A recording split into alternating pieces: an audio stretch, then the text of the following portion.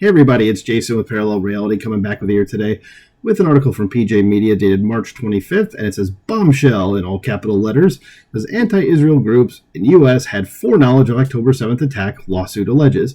And that is crazy if you think about it, if they did. So, I mean, it's kind of a short little thing. I've already seen the message that they had, and it's like, I don't know what to make of that, but if they did, I mean, these groups are definitely supporting terrorism, and they need to go bye-bye.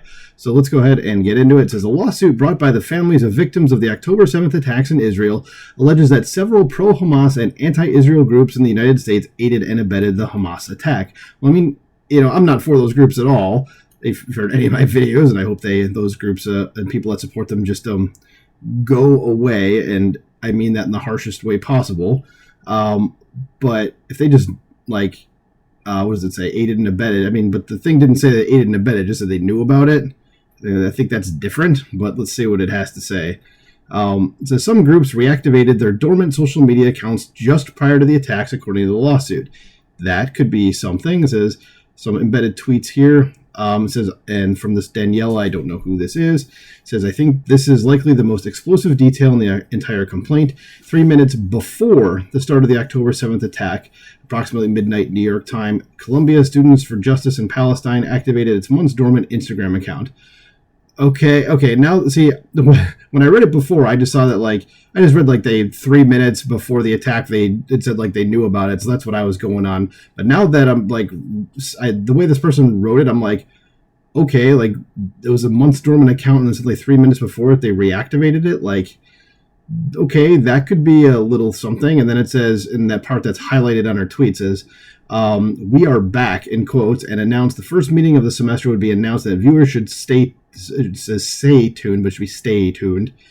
And okay, I don't know if that's aiding and abetting, but that's definitely they may have known about it for sure. And then this other part of the embedded tweet says new and explosive lawsuit brought on behalf. Okay, we knew that, against Nurdin Kizwani, who is just a horrible anti-Semite and should be sued or something like that. And then of course that Mahmoud Khalil guy is a guy that's had his visa revoked and sparking all these free speech concerns. I'm sorry, it's not free speech if you're lying on your visa and coming to another country specifically to lead terrorist groups around, or groups that support terrorism. I'm sorry, it's just not. So let's go ahead and keep going down here. So among the groups being sued is Columbia University Apartheid Divest, or CUAD, whose leader, Mahmoud Khalil, there's his name again, sits in an ICE detention center in Louisiana awaiting deportation. Yes, get him the hell out of here. His defendants in this case are Hamas's propaganda arm in New York City and on the Columbia University campus, the suit states. It says the suit was filed in the Southern District of New York Court against Within Our Lifetime and its leader, Nurdin Kizwani. It says Columbia Students for Justice in Palestine and Representative Mariam Alwan, Columbia Bernard Jewish Voice for Peace and Representative Cameron Jones, and QAD and Khalil. Sounds like, yeah, that's probably about right. New York Post says their self-described acts of furtherance of their goals to assist Hamas have included terrorizing and assaulting Jewish students, unlawfully taking over and damaging public and university property on Columbia's campus, and physically assaulting Columbia University employees, the families added. So the families allege that as Hamas launched its brutal attack, where the terror group killed about 1,200 people and kidnapped 251 others, it put out a message abroad for its supporters to join the battle in any way they can. The lawsuit accuses Khalil, Kizwani, Alwan, and Jones of taking up the call and preparing to launch anti-Israel rallies at Columbia University. It says associational defendants have distributed pro-terror propaganda produced by and literally stamped with the logo of the Hamas media office, the filing claims. Okay, now I can see the aiding and abetting. Okay, if that's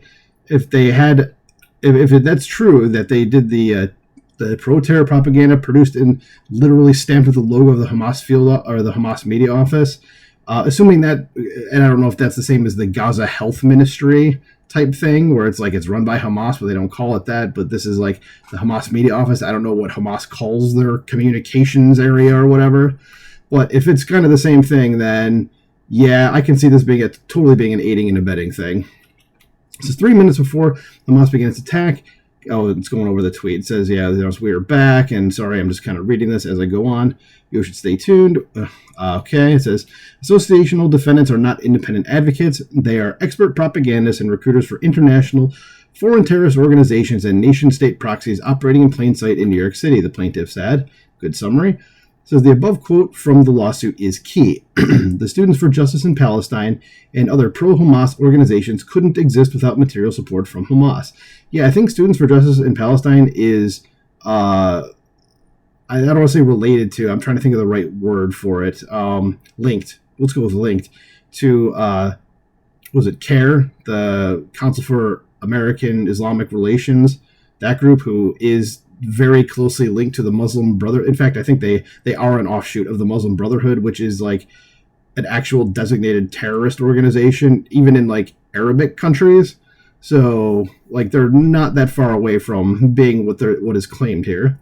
So it says their money comes to them after having been laundered and their donors obscured. Iran is a known donor to these groups. Yes, that's a problem, because they are classic behind-the-scenes propagandists familiar in every war ever fought.